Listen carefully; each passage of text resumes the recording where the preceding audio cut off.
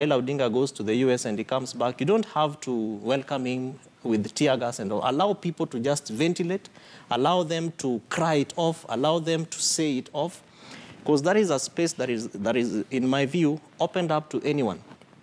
But we must never forget that what happens today has a direct impact on what is going to happen to the future of this country. But as a Kenyan, I would want to be so proud of a country that can be able to, remain resilient, brave all this heat that we have as a people, and just be able to say that Kenya can only move forward if we remain, not to pamoja necessarily, because each of us have different issues that we are dealing with, but counties have been able at that level to generate a platform for them to ventilate, and how that is going to inform the next political and leadership and even governance issues in this country, I think will be a discussion that we can have. Stephen, just before you jump in, I mean, on the dailies today, I believe on the Nation, there is a cartoon there signaling that the Jubilee administration has made freedom of expression very difficult, looking at the arrests that we have seen. And we're constantly saying as a country, we need dialogue, we need to speak out. But when people speak out, then we see this kind of repression on what they're saying. Is it, time to go, Kevin? Michelle, first of all, I just wanted to make an appeal to the media. You see, part of our responsibility, especially as lawyers, when we come on set to national TVs like this, is to do civic education. Right. Once we say, and I think we've said it many times, that the so-called swearing in is not a legal process. That is a process, that's a political process to continue to mock the presidency, delegitimize Uhuru's government. So I think because you can't have lawyers all the time in every show and every hour, I think if the media can also pick up the legal points and which have been settled and say that if NASA is proceeding with any event on 12th, that is part of their program of action to delegitimize Uhuru's government. Let's just focus on that for a moment, because Kevin said earlier that the LSK had, given a go-ahead, saying that, the swearing in can happen. That is still within the legal profession. So what seems to be the division there? Is it divided? No. You can't misquote LSK in that manner, because I belong there, and I'm sure. So set it right. Where does LSK stand? Swearing in, under Article 141, is a consequence of an election, because you're swearing in the president-elect. There has to be an election. There has to be a winner declared by IBC. There has to be contestation, if at all, resolved by the Supreme Court. The matter is settled there. All of us know Raila did not go to the ballot. We know he was not elected. Right. So even going to the details of how they swear, whether Kalonzo will be back or not, that's too much merit on a political activity, not a legal activity. What LSK would have said is this, and without the benefit of their eloquence, because I never saw that statement, but I'm sure what they meant is this.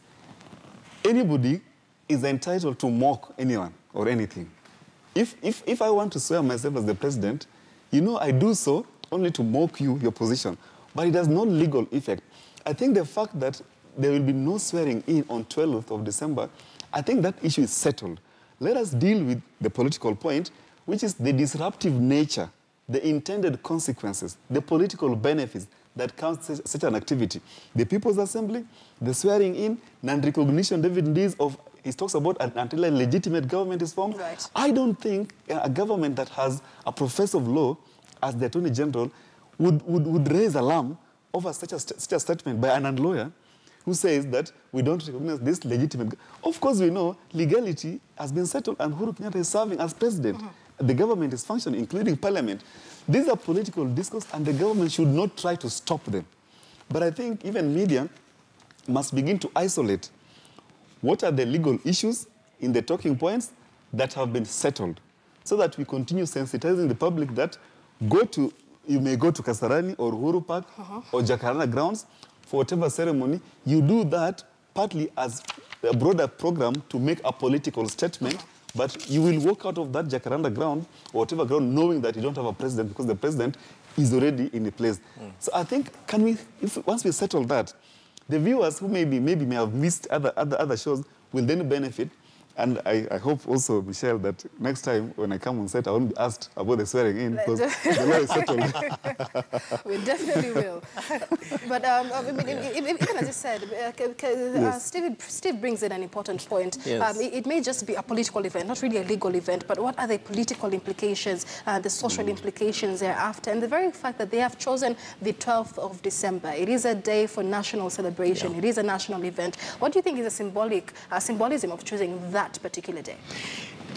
Two things. One, as we already said earlier on, the Right Honorable former Prime Minister must continuously rejuvenate his masses. And you note that this is, again, not the first time he's talking about a swearing in. He mentioned it, and then he said the people wanted him sworn in. He didn't think it was good. And indeed, it is still not right for him if this narrative and this debate continues, because Raila Odinga is more or less one of those people that I would consider a statesman. Because if you were to enumerate, you know, the kind of things that the gentleman has fought for the sake of the several generations that have, of course, come and that will continue to come, there are so many, and I cannot mention, other than the former Nobel laureate Wangari Maathai, there is no any other person in this country, I would say, that can be able to stand tall, to be able to have certain measures of what they've been able to fight for the sake of this country. And I don't think that the Right Honorable Raila Odinga wants his legacy or even his name to go down in that manner. And how this, therefore, is managed is going to really be instrumental in determining what next for Raila Odinga. But in my view, again, it doesn't matter, because we have seen in other countries swearing-ins taking place. Uganda here, they keep having swearing-ins of Mheshimiwa Besigye almost, you know.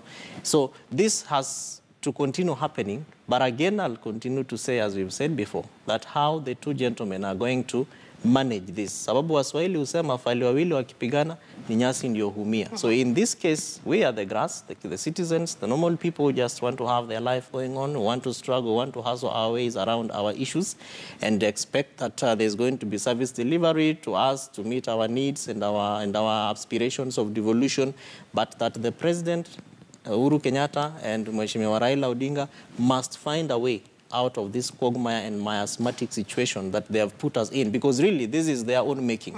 Were they not to subject us to this, I am sure that these are people who talk, they can be able to pick phone calls, they can be able to get into a chopper and go to Zanzibar, or even go to wherever they want to go to, and just have a discussion around how do we move this country. And the obligation is even much more higher to the president, because as we saw happening, he's already sworn in and is in office.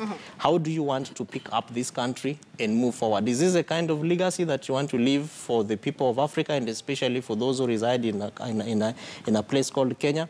I don't think Uhuru Kenyatta wants to go down that lane. So it will be incumbent upon the two of them and the people who are around them to pick up these pieces and be able to mosaically design and draw a nice place for Kenyans, where Kenyans can be able to reside in peace, and of course will be guaranteed of their safety and of their security. All right, thank you, Kevin. And just drawing from that, President Uhuru Kenyatta has been sworn in. He also swore during his swearing-in ceremony that he will be the president of all. So it is a tall order for him. You mentioned earlier, there is time for the president to sit back and listen to the actual message that is being given by the opposition, other than the political statements. What would you say, very briefly, Steve, the president needs to pick out from the opposition and find a middle ground? Two things. Number one,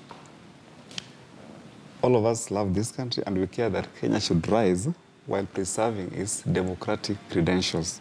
That means the president must, insofar as it depends on him, preserve the ability of people to express themselves without fear of intimidation or harassment.